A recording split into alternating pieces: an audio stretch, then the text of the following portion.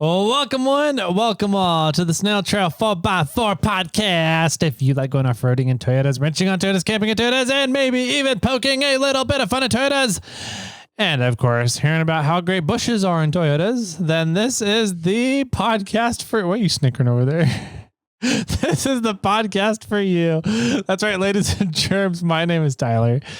Joining me for another episode here on the SnailTrail4x4 podcast is Mr. Bush himself, Jimmy Jett.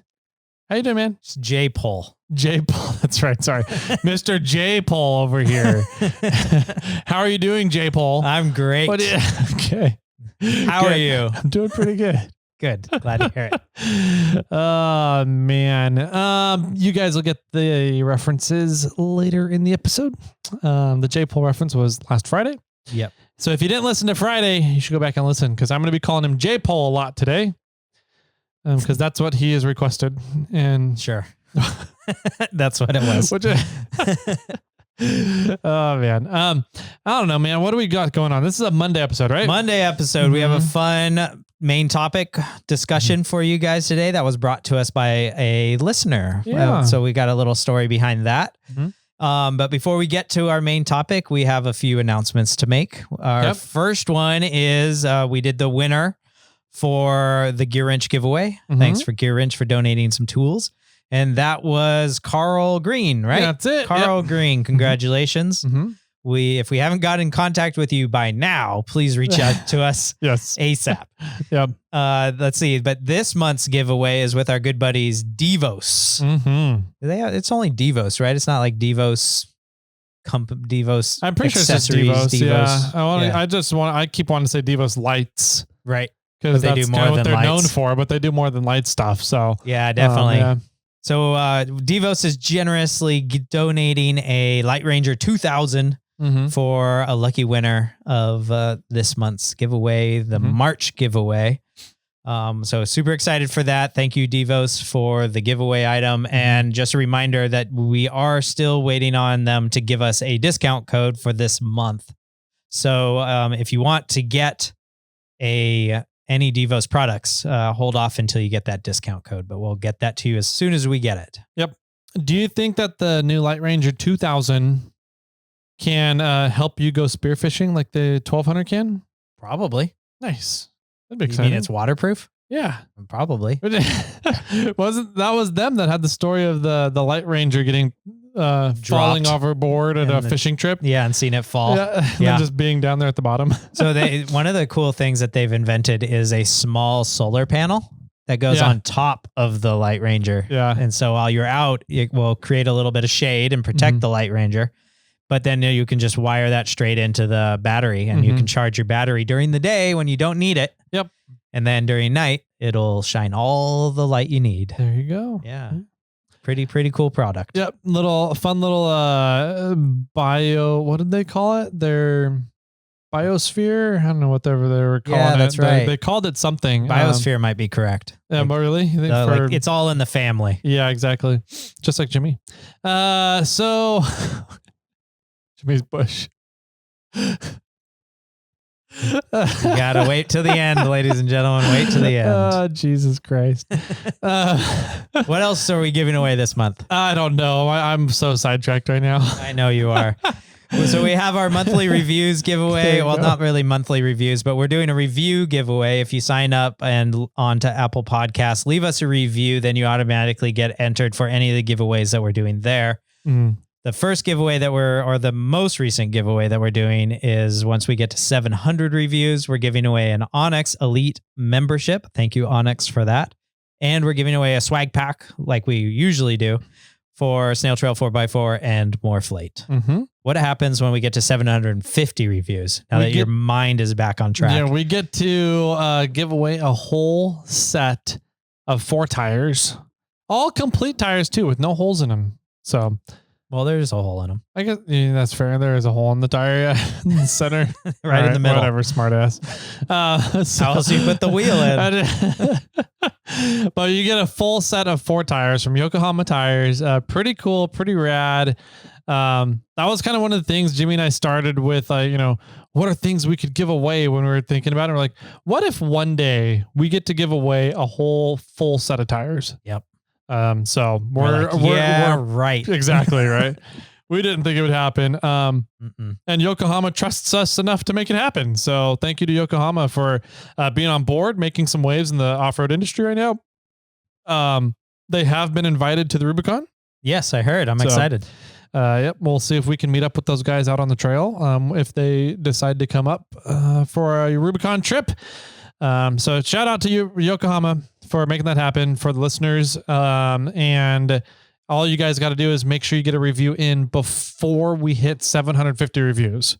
So if you are reviewed number 751, no dice. You're out. You are not getting counted for the giveaway. So make sure you go leave a review. We are around 700 right now. So make sure you guys are paying attention to that. And if you want to get in for the cool stuff from Onyx and Yokohama, definitely go and do that before those two break points, 700 and 750. Absolutely.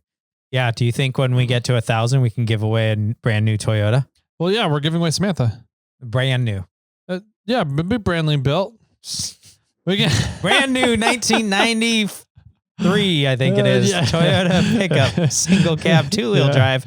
Not anymore. We can probably give away one of Dawn's Toyotas. Yeah, actually. Uh-huh. I'm curious if Dawn called back for a snail mail episode. Tell us what your wife drives, Dawn. Yep. I don't know. I can go through. Find that out on Friday's episode. Yeah. Let's see. So that's giveaway stuff for our monthly giveaway, our past monthly giveaway. We do have gift boxes coming up as well. That's the month of April. So starting April 1st through April 33rd, something like that, the gift box tier will be open, and all tiers will really be open over on iRate 4x4. So if you want to get in for the monthly giveaways, if you want to drop the gift box tier, if you want to add the gift box tier, whatever you want to do, you want to go from annual to monthly or monthly to annual. April is going to be that month to make all those changes. Just remember that whatever changes you make, you need to go into your subscriptions on PayPal, on your PayPal account, and get rid of or cancel your old subscriptions that you will no longer be using because you upgraded and changed around your current subscriptions. Absolutely. Sweet. I think that's it, man. Sounds good. Okie dokie. Let's take a quick break then, and we will be right on back to talk about getting older. Are you stuck inside? Are you not sure where you want to go to explore? Well, open the Onyx Off-Road app. It shows you all the trails around you, and it tells you their difficulty. Now you can quickly search out your next adventure or plan your next trip. Download Onyx Off-Road from the App Store. Onyx Off-Road, built for the adventurer. Welcome back, all you old people out there. Do you know why I'm referencing getting older? I do. Oh, okay. I believe I do. You think you do? We had a question come in. And Jimmy, why don't you go ahead and do you want to read it, or do you want me to read it, or? I'm improvise for like 30 seconds. Improvise. Do you want me to go dancing? And go dancing for everybody? You're on YouTube. No, it was a pretty cool prompt, actually. So a listener wrote in. Ready. And essentially there's like a class project, right? A public speaking project that he's looking to do. Yeah, I got that right here. Oh, you have the whole explanation of what he... Well, I got a Instagram message, DM, and it said, "Hey, I know this is a very random thing to ask, but I'm doing an informative essay for my college intro to public speaking class, and it's on vehicle recreation, and I need an interview for it, and was curious if I could steal a few moments of your time. I was going to ask you about the importance of vehicle safety. Thanks, Michael." And so I said, "Yeah, sounds fun. I'm in. I'm down to help. Mm-hmm. Let me know the place and time and how you want to chat." Yeah. And so eventually we figured out a place and time, and we were going to call each other. And so what'd you call each other? Michael J. and Paul? Jimmy. Yeah. Michael and J. Paul. Yep, exactly. Okay. All right. So the questions he asked me, he had 3 primary questions because he wanted to talk about vehicle safety and primarily talking about roll cages. Okay. And so the first question what is the importance of a roll cage? Okay. Have you ever been in a rollover and how did the roll cage help? Okay. And the importance of having proper harnesses in the vehicle. Yeah. So I thought that's a great topic. That's a great questions. Yeah. Yeah. So we had a short discussion on that. And then I said, hey, if I can try to get Tyler's info if I can to help you out with another set, because I know Tyler's been in a flop at least, and I haven't. So I wanted to kind of talk about that. That's because Jimmy or J-Pole over here doesn't spot himself through obstacles. Yes, that's true. He only flops other people and he's spotting them through obstacles. Pretty much. Yeah. So anyways, I thought it would be, and even you said it would be a good thing to talk about, and it could be fun for Michael to hear us discuss it on air, and then maybe he can just take our podcast to his college professor and say, look what I did. Yeah. So first question, right? Is do you get to do a public speaking thing on off-road recreation? Or was that the topic he picked? He picked off-road. I think it was a public speaking class. Right. So it's intro to public speaking. So you get to stand up and talk about stuff in class. And so, and then I think it was sort of choose your own topic. And then I believe they had to write an essay first, and then they have to do a speech on their essay. Okay. So, got it. All right. So, yeah, vehicle safety, roll cages. And that's kind of one of the things I was alluding to. With age comes a cage. Yep. I figured that's what it was. So a lot of people get started in power sports, on dirt bikes. Yep. A lot of dirt bikers out there. It's funny how many people we interview in the automotive industry that are like, yeah, I got started on dirt bikes and quads, bicycles, things. So, I didn't. I got started in the back of a 4Runner. So, I don't know if that's how I started personally, how I was started. But I got started off-roading in the back of a 4Runner. Right. So, I think there's a certain adage to it, right? With age comes a cage, in the sense that as you get older and you end up with more responsibilities, you end up with things that you need to take care of other than just yourself. You need to make sure that you stay around, to be able to take care of those things. Right. Yeah. And that you stay safe and you stay, you make it back home after your trip. Right. Absolutely. And I think that, that's a joke with age comes a cage kind of thing, but there's a lot of truth to it as well. And I think that's mainly the whole point behind a cage is to make it sure you make it back home after your trip. Kind of. And you don't make it to a hospital. Yeah. I think I do agree. I think that there is a vehicle responsibility or the driver responsibility. When you get older, you do have more responsibilities and you have more to live for, and I don't know if it's necessarily that, or you just think you're invincible when you're young for some reason, or maybe it's that you don't have as much to technically live for. So you think you're invincible because it doesn't matter if you take yourself out to some extent. But I do agree with it. I mean, I do feel that I should put a cage on Bobcat. I agree. I think the next move for the 4Runner is putting a cage on it. Yeah. So, and I might be doing something on Samantha as, first actually, because I'll be working on that one a lot more here in the near future. Yeah. But, so what is the importance of a cage? I'll sort of be Michael in this scenario here and ask you the questions, and then I'll fill in with what I answered. Yeah. I think that the importance of a cage is safety, right? It really ultimately, if you're doing technical terrain in a vehicle, there's a lot of things that can go bad very quickly. And typically when you are a human being, you're a squishy, fleshy, 200-pound thing, 110 pounds if you're Jimmy. So if you're this fleshy thing that, and inside of a 5,000 or more pound metal crushing device, if things go bad, things can go very bad. Yeah. And so the whole point of a cage is to add structural rigidity so that things don't go as bad as they could. Right? Things can still go bad if you have a cage. Yes. They don't, it's not 100% you're walking out of that. But things will go a hell of a lot less worse if you have a cage versus if you don't have a cage. Sure. So it's mainly safety, right? And minimizing the risk to damage to the occupants, minimizing risk to damage to the vehicle, and making sure that ultimately you have the greatest chance possible to walk away from a bad situation.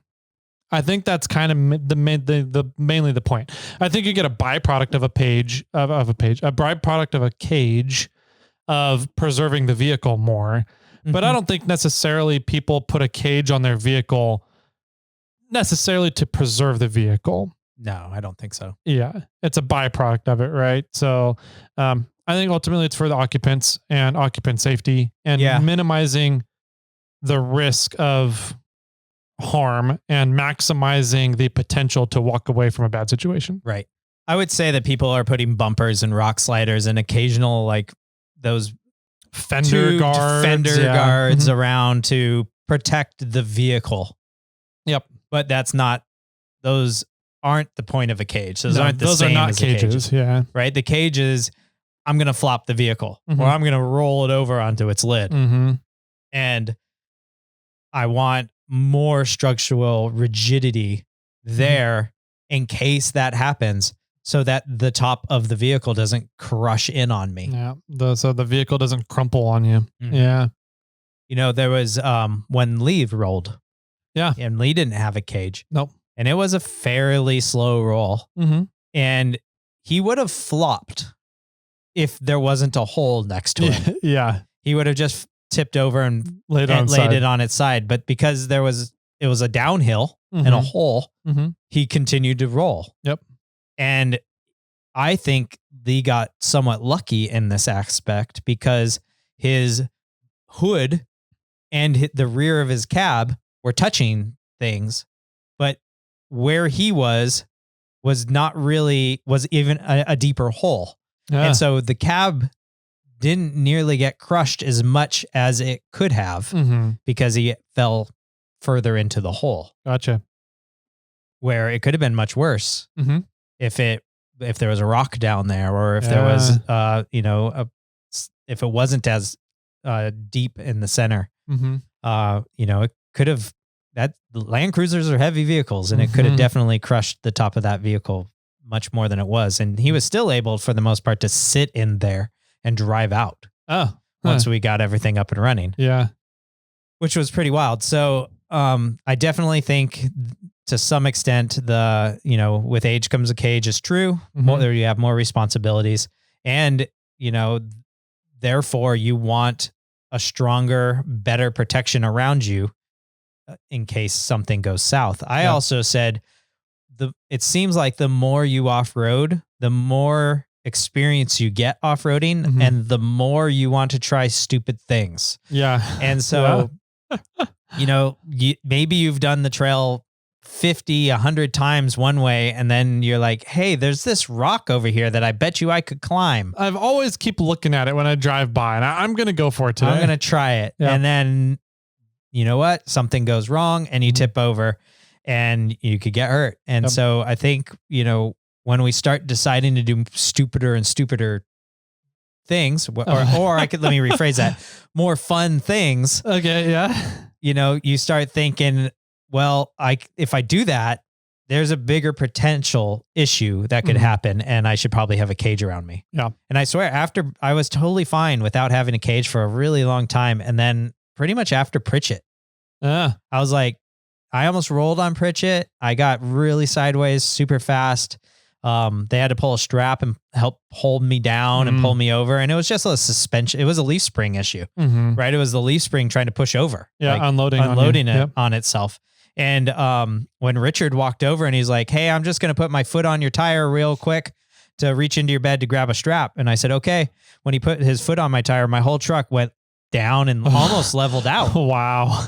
You were that much at the tipping point. Yeah. Jeez. And I'm like, I almost feel great right now. Yeah. Can Like, you just stand on the tire and walk on it? Yeah, just stand on the tire as I drive, you know, like, and so they strapped me up, and it probably wasn't a whole lot of weight, you know. Mhm. I mean, Richard's probably 150 pounds wet. Uh-huh. And, you know, so a few guys pulling on a strap to hold me down was all I needed. Mhm. But really, I mean, that was one of the issues. I'm like, okay, I really could have rolled here. It would have been bad. Mhm. It wouldn't have been the best situation. I would have fallen into rocks. Mhm.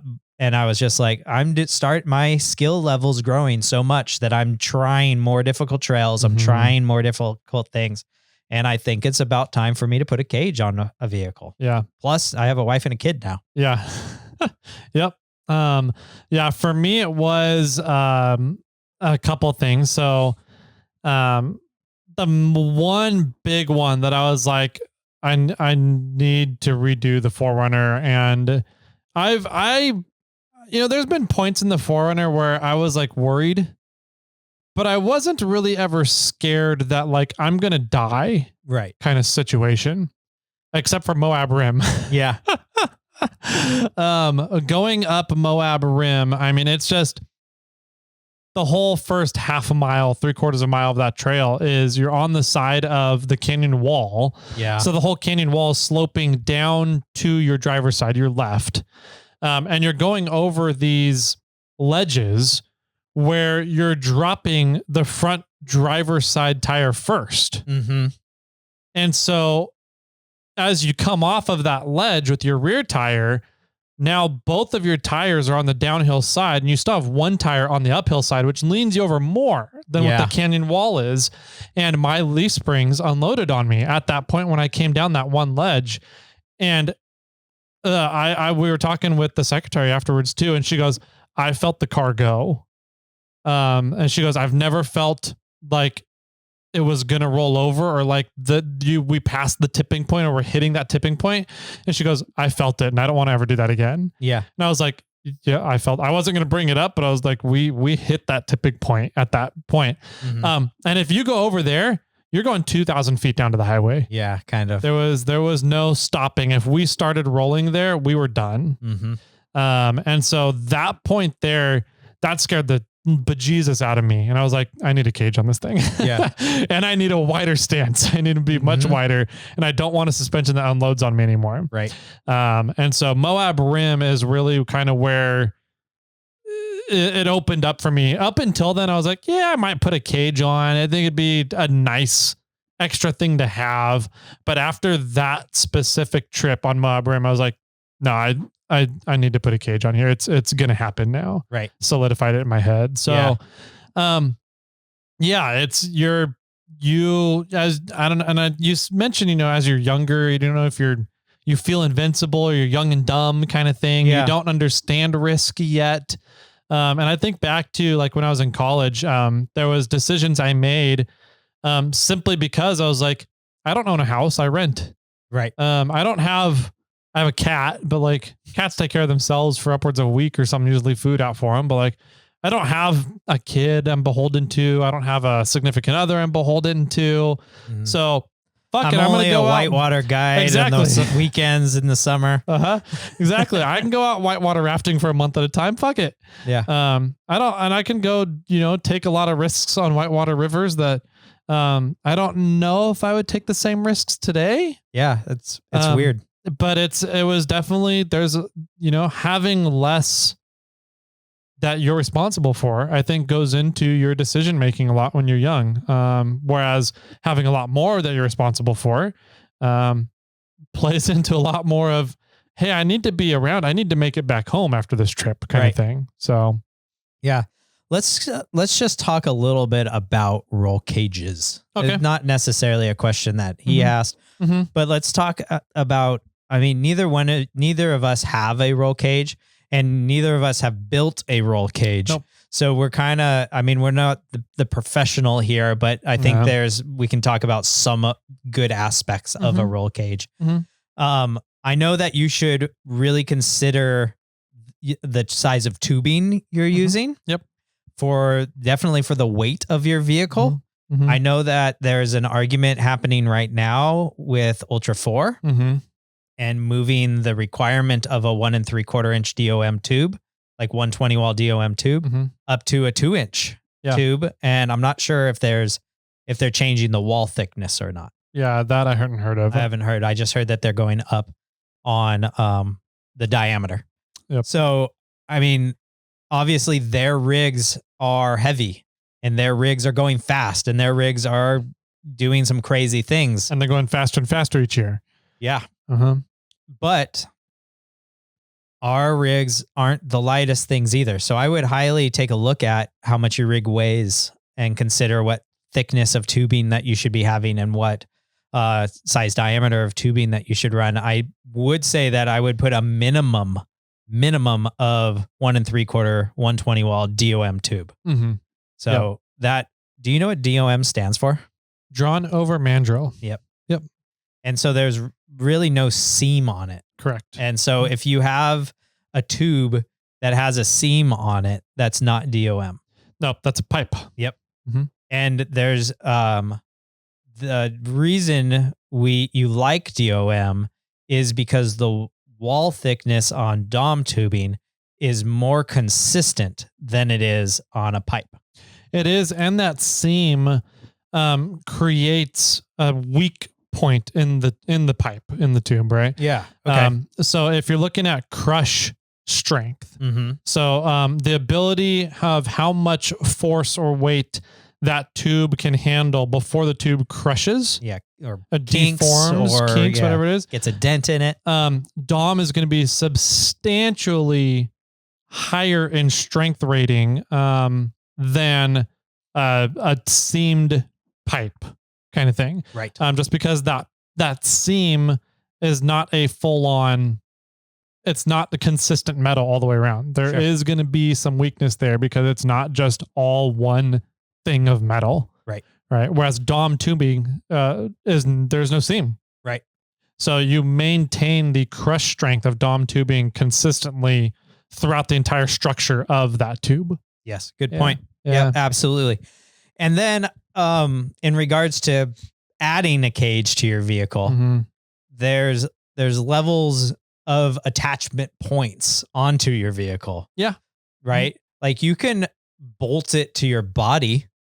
You could, but now you're bolting something that weighs a bit to your body, and then your body is bolted to your frame. And if there's any wiggle room, things are moving independently from each other, and you're probably ripping out the body.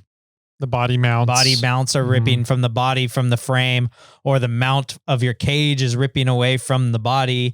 And you could do that, but I would tell you not to. It's not the best way, right? Yeah. It'll, depending on the violenceness of the accident, you'll probably be okay, but you want the vehicle to stay in one piece as well, right? The more that you can have structural rigidity to your cage, the safer you're going to be inside of it. There's theories of crumple zones, right? In crash testing vehicles. Yeah. And in crash testing a vehicle, you kind of want crumple zones. You want something to absorb impact. Yes. You don't want your cage to necessarily do that. You do not want a cage to be crumpling. You want your cage to keep anything inside of it safe from harm or impact, right? So the cage needs to be able to take abuse without crumpling. And if you have the cage attached to your body, then if, say, the body crumples or the body mounts rip off of the chassis, there's a high likelihood that it's not going to work out the best for you compared to attaching it to your chassis. Yeah, 100%. Yeah. The better way to attach it is not the body. It's go straight to the frame. Yep. Yeah, one way or another. I have seen ways of going from the frame to the body, from the body to the cage. Yep. Kind of Like- flanging the body to your cage so that your structure is still, all your structural force is still on the frame. Correct. Right. Yeah. So there's ways to go work around it, Mm-hmm. but you want everything structurally sound, very welded and attached to your chassis of your vehicle. Yep. Yeah. Yep. I also wanted to talk about the importance of triangles. Yeah, for sure. Mhm. And how strong triangles are. And Mhm. I'm sort of like, I can talk the talk, but I can't walk the walk here. But I don't have any evidence or any scientific like say in this. But it's just the importance of creating a cage that has triangles and distributing the forces and dividing them out and sending them every different directions for when you hit a certain spot. And having those forces, go to the chassis or go to a well-structured part of your vehicle is extremely important. And long, straight, flat bars aren't the answer for a strong cage. No, and it's not necessarily distributing the force is one way to do it. Yeah. What's magical about triangles is, and let's backpedal to that long flat bar real quick. Okay. Yeah. So if you take a long piece of, let's take a 3 foot long yardstick. Okay. Okay. Let's take a yardstick. It's flat. It's a 1/4 inch thick, but 3 feet long. If you put a weight right there in the middle of it, say a 3 pound weight might snap that yardstick. Right. Okay. But if you take that yardstick and make it vertical, stand up on its end, and then hang the 3 pound weight from the bottom of it, I doubt you're pulling that yardstick apart. Right. And the vice versa. If you put that yardstick, stand it on the ground, and then put that 3 pound weight on top of the yardstick and compress it, I doubt you're going to do much damage to the yardstick. Sure. I'm with you. So those different strength ratings are called shear strength. This is the first one. Yes. Okay. So you're shearing something in half. You're cutting it. It's slicing in half almost, right? Mm-hmm. That's a shear number. The other one where you're hanging something from it is called tension. Okay. So Yep. tensile strength, Yes. right? And then the other one where you're putting the rock on top is a compression. Okay. So compressive strength. Sure. Of those 3 strength ratings, your shear strength is always going to be your lower strength rating Okay. of a flat bar, right? Okay. So your shear strength is what is a very weak way to set up things. If you set things up in shear, it's it's highly regarded as the weakest option. Sometimes you have to do it For like, in what regard? Because I know that a shear strength is stronger than a tensile strength with a bolt. Is it? Yeah, I believe it is. It's harder to break a bolt, shear it, than it is to rip it out. Well, that's because of the threads. You're not ripping and breaking the bolt in half. You're ripping the threads out. Sure. Right. Okay.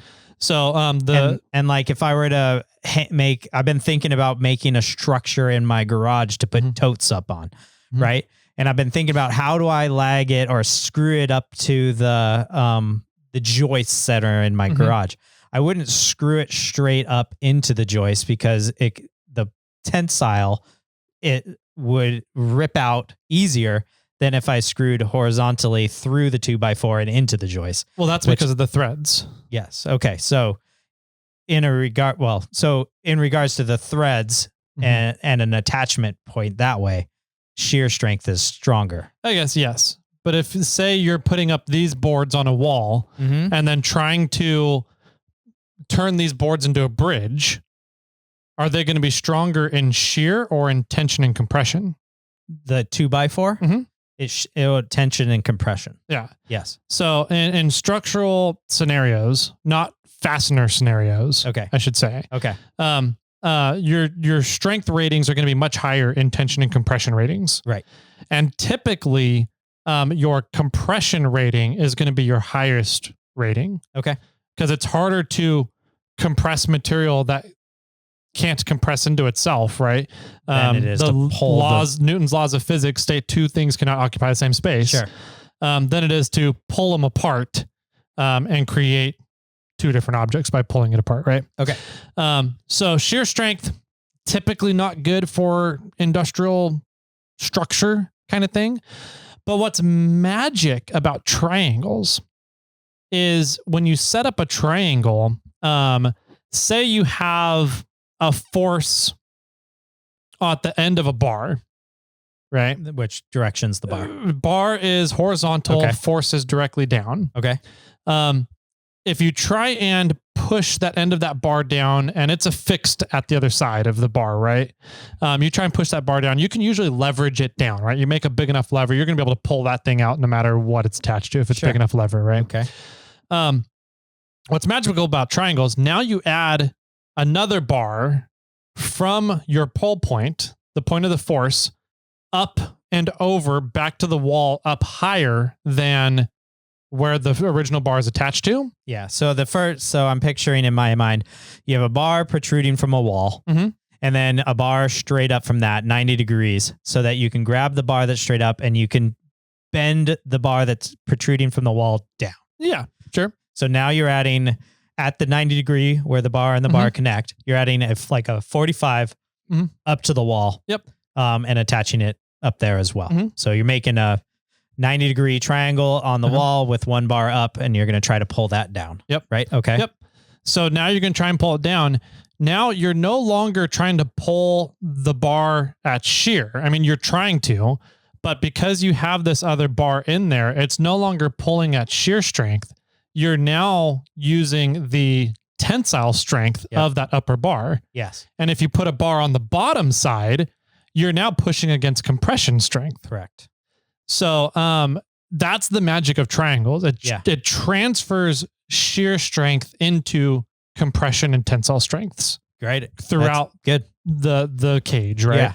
Yeah. Throughout the triangle. Mm-hmm. So you are moving forces, redirecting forces. Yeah. You're just changing forces from shear strength into compression and tension everywhere. Right. And that's kind of the magic of triangles. And when you apply that to cages and you properly triangulate a cage,